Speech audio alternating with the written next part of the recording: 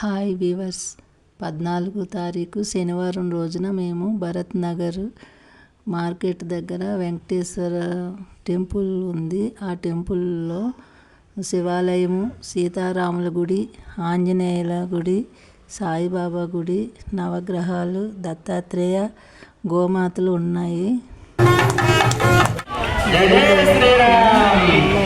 చాలా బాగుంది.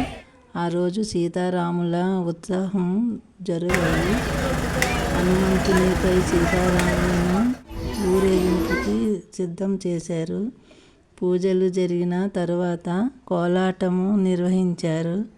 అలాగే స్వామివారికి ఊరేగిస్తూ ప్రతి లైను కోలాటము ఆడుతూ ఊరేగించారు.